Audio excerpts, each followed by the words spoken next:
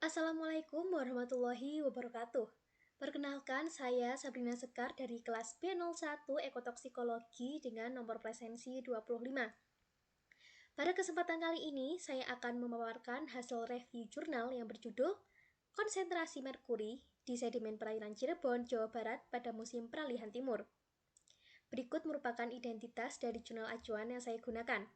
Jurnal ini ditulis oleh Ani Haryati, Tri Prartono, dan juga Dwi Hindarti dan diterbitkan pada tahun 2022 pada Jurnal Ilmu dan Teknologi Kelautan Tropis, volume 14, nomor 3, halaman 321 hingga 335.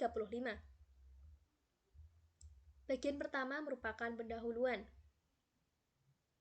Perairan Cirebon merupakan lingkungan yang sangat padat kegiatan seperti penangkapan ikan, budidaya, pelabuhan, industri, PLTU, dan sebagainya.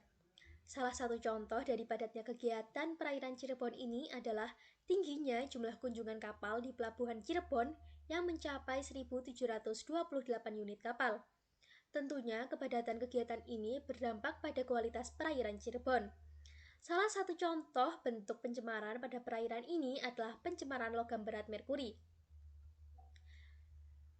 Pencemaran logam ini sangat berbahaya karena memiliki tingkat toksisitas tinggi walaupun dalam kadar rendah serta dapat terakumulasi dalam sistem biologis.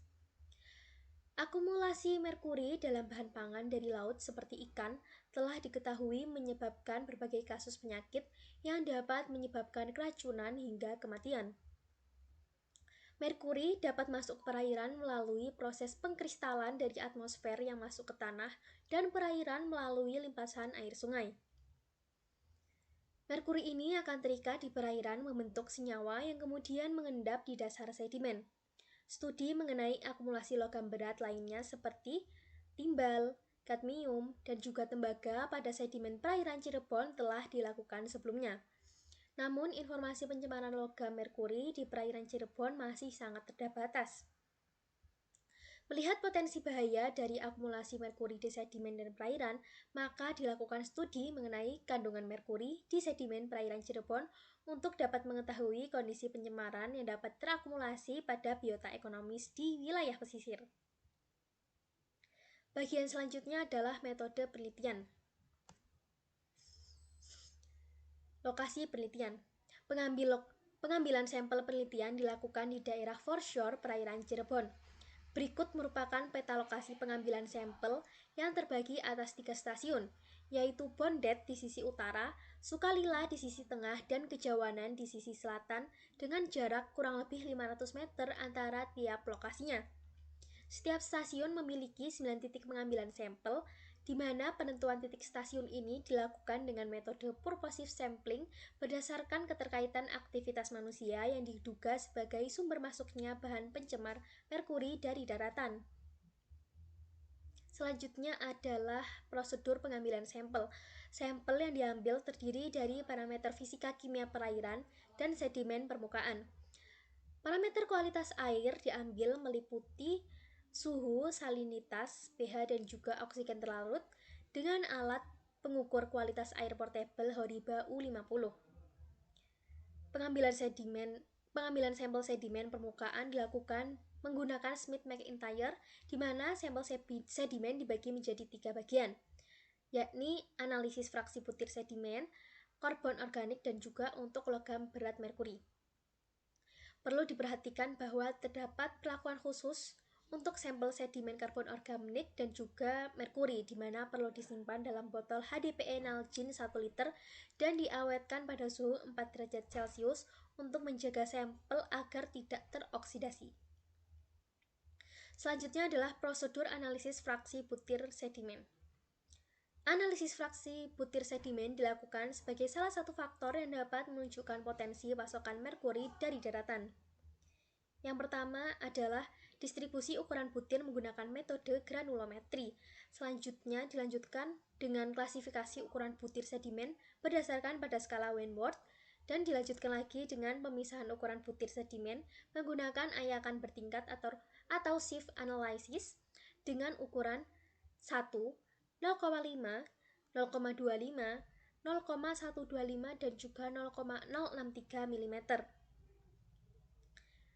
Jenis sedimen ditentukan menggunakan diagram Shepard 1954, di mana persentase ukuran sedimen diperoleh dari hasil perbandingan antara berat sedimen yang tertahan pada setiap ukuran ayakan dengan berat awal sedimen. Selanjutnya adalah prosedur analisis karbon organik sedimen. Yang pertama, pengukuran karbon organik dilakukan dengan alat LECO CNS Analyzer. Kemudian 1 gram sampel sedimen, di mana sedimen ini dikeringkan pada suhu 60 derajat Celcius selama 24 jam, diambil untuk dilakukan pengasaman dengan penambahan HCl1N sebanyak 1 ml. Penambahan HCl ini dilakukan untuk menghilangkan karbonat yang berada di dalam sampel sedimen. Selanjutnya, sedimen dibakar pada tabung pembakaran dengan suhu 900 hingga 1000 derajat Celcius. Dan terakhir, output yang dihasilkan berupa grafik dengan satuan persen karbon. Selanjutnya adalah prosedur analisis logam berat merkuri pada sedimen. Dilakukan pengukuran merkuri dengan instrumen Mercury Analyzer 3000. Metode yang digunakan adalah Thermal Vaporization Atomic Absorption Spectrophotometry. Selanjutnya, sedimen kering dihomogenkan dengan cara digerus menggunakan cawan dan mortar, kemudian diambil 10 hingga 20 mg sampel tersebut untuk selanjutnya dilakukan pengukuran. Untuk mengontrol perubahan konsentrasi merkuri, LC stain ditambahkan pada larutan standar merkuri yang mana nilai konsentrasi merkuri didasarkan pada kurva kalibrasi dari nilai larutan standar merkuri. Satuan konsentrasi merkuri yang terukur dinyatakan dalam bentuk mikrogram per kilogram berat kering, di mana pengukuran dilakukan dengan 3 kali ulangan pada setiap sampel. Selanjutnya adalah pengolahan data, di mana terdapat 2 cara pada pengolahan data di penelitian ini. Pertama adalah pengolahan data ANOVA, digunakan untuk mengetahui perbedaan konsentrasi akumulasi merkuri sedimen dari ketiga lokasi penelitian, dan pengolahan data selanjutnya adalah Principal Component Analysis atau PCA, digunakan untuk menemukan relasi antara akumulasi merkuri dengan parameter air dan juga komposisi sedimen. Selanjutnya adalah perbandingan dengan sedimen Quality Guidelines. Nilai baku mutu merkuri sedimen Australia dan juga New Zealand terbagi ke dalam 2 kategori, yaitu low yang menunjukkan efek toksisitas rendah tapi perlu adanya perhatian lebih lanjut, dan high menunjukkan efek toksisitas tinggi yang keberadaannya sudah parah dan berdampak buruk pada sebagian populasi yang terkena paparan merkuri. Standar baku mutu di Kanada menunjukkan nilai Interim Sediment Quality Guideline atau ISGQ sebagai batas efek negatif yang mampu ditoleransi oleh organisme, dan juga Probable Effect Level atau PEL yang menunjukkan konsentrasi di mana dampak merugikan secara biologis dapat dialami oleh organisme terpapar akibat bahan pencemar tersebut. Dan terakhir adalah National Oceanic and Atmospheric Administration menetapkan baku mutu berdasarkan nilai efek range low atau ERL, akan memberikan efek rendah pada organisme terpapar, dan efek range medium atau ERM yang akan memberikan efek tinggi pada organisme terpapar. Selanjutnya adalah hasil dan pembahasan. Yang pertama, konsentrasi merkuri di sedimen pantai dan potensi bahayanya. Konsentrasi merkuri di sedimen pantai perairan Cirebon bervariasi. Konsentrasi merkuri di sedimen tertinggi ada pada perairan Bondet dengan konsentrasi 50,33 hingga 68,55 mikrogram per kilogram berat kering, dan juga rata-ratanya adalah 59,57 mikrogram per kilogram berat kering. Dan selanjutnya cenderung menurun di sedimen perairan Sukalila yang berkisar antara 36,25 hingga 68,11 mikrogram per kilogram berat kering dengan rata-rata 51,86. Dan konsentrasi merkuri terendah ada pada sedimen perairan Kejawanan dengan nilai 29,36 hingga 44,96 mikrogram per kilogram berat kering, dan rata-ratanya adalah 38,32. Data ini menunjukkan bahwa bervariasi dan mengindikasikan gradasi konsentrasi dari wilayah perairan Bondet, Sukalila, menuju Kejawanan. Uji statistika ANOVA menunjukkan bahwa konsentrasi merkuri di sedimen perairan Bondet dan Sukalila berbeda nyata dengan konsentrasi merkuri di perairan Kejawanan. Konsentrasi merkuri pada sedimen perairan Cirebon secara umum termasuk relatif rendah jika dibandingkan dengan hasil-hasil penelitian yang pernah dilakukan di lokasi lain, seperti sedimen di perairan Gresik, perairan Lombok, dan juga Teluk Kao, di mana konsentrasi merkuri sedimen di perairan Gresik mencapai 440 mikrogram per kilogram berat kering, perairan Lombok mencapai 240 mikrogram per kilogram berat kering, serta perairan Teluk Kao yang cenderung fluktuatif dan pernah mencapai konsentrasi merkuri sedimen 1320 mikrogram per kilogram berat kering pada tahun 2011. Secara umum, kandungan merkuri di sedimen perairan Cirebon masih di bawah nilai yang ditetapkan oleh Standar Baku Mutu Australia dan New Zealand, Kanada, serta NOAA. Standar Baku Mutu NOAA menunjukkan bahwa konsentrasi merkuri sebesar 150 mikrogram per kilogram akan memberikan efek rendah atau ERL, dan 710 mikrogram per kilogram akan memberikan efek tinggi atau ERM pada biota. Berdasarkan standar baku mutu Kanada, efek akan berpengaruh pada organisme terpapar pada konsentrasi 130 sampai 700 mikrogram per kilogram berat kering. Sedangkan standar baku mutu Australia dan New Zealand berada pada rentangan 150 hingga 1000 mikrogram per kilogram berat kering.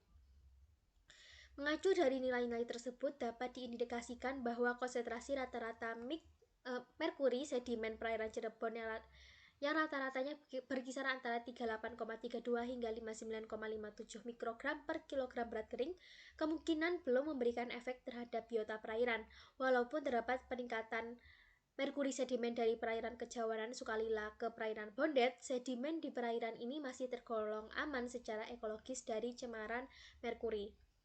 Selanjutnya adalah potensi aliran sungai terhadap konsentrasi merkuri di sedimen. Besar kecilnya pengaruh aliran sungai terhadap tinggi rendahnya konsentrasi merkuri di perairan laut dapat diketahui dengan menganalisis karakter kimia perairan seperti pengukuran salinitas, bahan organik, pH, dan juga DO. Kontribusi sungai sebagai agen transportasi polutan dapat ditunjukkan dengan penurunan konsentrasi salinitas air laut di mulut sungai. Ketiga lokasi penelitian ini dilalui sungai besar yang bermuara ke laut, seperti Sungai Bondet, Sungai Sukalila, dan juga Sungai Kasunean di wilayah Kejawanan. Berdasarkan uji kualitas air di ketiga sungai tersebut, salinitas terendah ditunjukkan di perairan mulut Sungai Bondet dengan konsentrasi 26,4 hingga 28,4 ppt, yang mana nilai ini berbeda jauh dengan salinitas di sungai lainnya.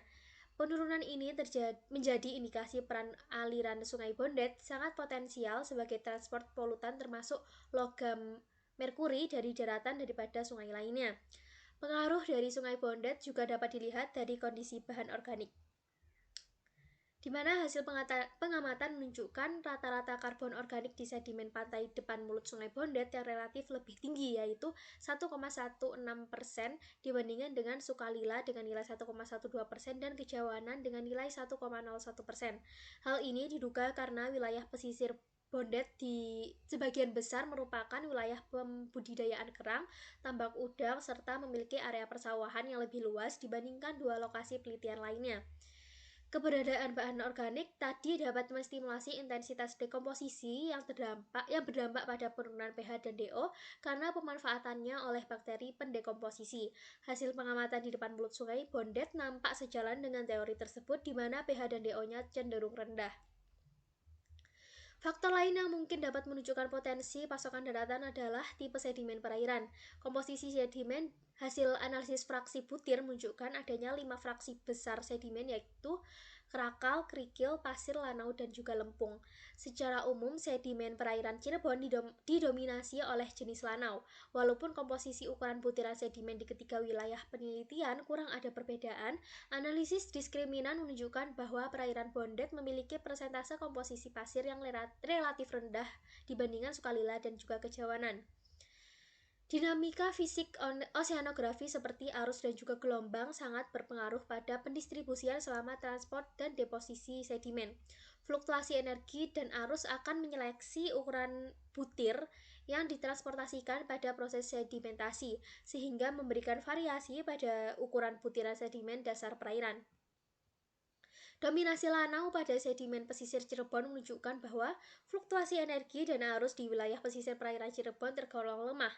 Musim barat arus perairan Cirebon berkisar 0,04 hingga 0,35 meter per second dan rata-ratanya adalah 0,19 meter per second. Pernyataan-pernyataan tadi menggambarkan bahwa Sungai Bondet nampak memberikan pengaruh penting sebagai penyebaran material dari daratan daripada Sungai Sukalila dan juga Kesunean. Hal ini berakibat jika dalam aliran Sungai Bondet terdapat bahan yang mengandung merkuri, dengan sendirinya akan mengalir ke laut, kemudian terdeposisi karena faktor hidrodinamika pada akhirnya mengalami pengendapan dan juga akumulasi. Selanjutnya adalah karakteristik kimia lingkungan dan pengaruhnya terhadap akumulasi merkuri di sedimen. Adsorpsi logam terlarut ke dalam partikel sangat penting dalam proses akumulasi logam berat, dan adsorpsi ini ditentukan oleh beban partikel, salinitas, pH, dan juga bahan organik serta konsentrasi oksigen terlarut. Penentuan pengaruh karakteristik kimia lingkungan terhadap akumulasi merkuri di sedimen dilakukan dengan analisis PCA. Berdasarkan hasil analisis PCA tersebut diketahui bahwa parameter merkuri sedimen cukup kuat dipengaruhi oleh parameter lanau dan juga karbon organiknya. Materi yang mengadsorpsi merkuri adalah partikel tersuspensi, yaitu lanau. Berdasarkan hasil analisis PCA diketahui bahwa keberadaan kandungan bahan organik menyebabkan pengikatan semakin baik, dan juga di mana semakin tinggi kandungan partikel, semakin banyak logam terlarut yang teradsorpsi. Diketahui juga bahwa merkuri memiliki korelasi tinggi dengan lanau yang berukuran halus dan mendominasi jenis ukuran butir sedimen di perairan Cirebon dibandingkan dengan lempung. Hal tersebut menunjukkan bahwa partikel halus sangat menunjang penyerapan logam terlarut, di mana selanjutnya adalah peningkatan salinitas akan diikuti dengan adsorpsi logam karena interaksi dengan kandungan garam yang meningkat dengan salinitas. Pada salinitas logam terlarut akan mengalami penurunan dari salinitas 5 sampai 36 ppt yang menunjukkan adanya penyerapan dari logam merkuri tersebut terhadap adanya partikel garam pada air bersalinitas tersebut. Selanjutnya adalah keberadaan kandungan pH yang tinggi juga menyebabkan pengikatan semakin baik, di mana logam akan mudah terikat dalam partikel pada pH di atas 7,8. Selanjutnya, pengendapan juga dipengaruhi oleh proses pantai seperti gelombang dan juga arus pasang surut. Arus relatif kuat dapat mengendapkan partikel yang relatif kasar, sedangkan arus lemah akan mengendapkan partikel berukuran lebih halus. Dari pembahasan jurnal ini dapat disimpulkan bahwa sedimen di wilayah perairan Cirebon telah terkontaminasi dengan merkuri, namun masih dapat dikategorikan aman secara ekologis. Sumber pencemaran ini diduga berasal dari daratan, baik karena proses alami maupun pengaruh aktivitas antropogenik. Akumulasi merkuri di sedimen kemungkinan terjadi melalui proses adsorpsi dan juga desorpsi selama proses distribusi partikel tersuspensi. Partikel yang mengandung sedimen selanjutnya diendapkan dan bergerak menjauh akibat adanya arus pantai. Buangan limbah domestik dan industri berpotensi mengandung logam berat, khususnya merkuri, perlu memperhatikan karakteristik fisik perairan Cirebon. Terakhir adalah kekurangan dan juga kelebihan dari jurnal ini, di mana menurut saya, kelebihan dari jurnal ini adalah memiliki konten, kajian, dan juga pembedahan topik pada jurnal yang sangatlah lengkap dan juga detail. Peneliti tidak hanya berfokus pada konsentrasi merkuri di sedimen saja, akan tetapi juga meneliti semua kemungkinan yang mempengaruhi tinggi rendahnya konsentrasi merkuri pada sedimen tersebut. Yang kedua adalah penggunaan bahasa dan penulisan jurnal sudah sesuai dengan ejaan yang disempurnakan. Sedangkan dari kekurangannya adalah banyak istilah dan pemilihan kata yang kurang umum didengar oleh orang awam digunakan pada jurnal ini tanpa adanya keterangan, sehingga jurnal ini akan susah dipahami oleh pembaca yang berasal dari kalangan orang awam. Maka dapat disimpulkan bahwa jurnal ini memang ditujukan untuk para ahli yang berkecimpung pada bidang ini. Selanjutnya, kekurangan kedua adalah kurangnya pemakaian kata rujukan atau keterangan antar kalimat sehingga menyusahkan pemahaman karena kurangnya korelasi antara kalimat satu dengan lainnya. Hal ini dicontohkan dari kalimat berwarna hijau dan merah. Kalimat berwarna hijau menjelaskan tingginya kandungan karbon organik di Sungai Bondet, sedangkan kalimat berwarna merah menjelaskan banyaknya aktivitas manusia di sekitar Sungai Bondet. Untuk memudahkan pemahaman pembaca, alangkah baiknya apabila ditambahkan keterangan di awal kalimat berwarna merah seperti tingginya karbon organik diduga karena bla bla bla bla, sehingga menciptakan korelasi antara kalimat satu dengan kalimat lainnya. Sekian pembahasan yang dapat saya sampaikan pada video review jurnal kali ini. Kurang lebihnya mohon maaf. Terima kasih. Wassalamualaikum warahmatullahi wabarakatuh.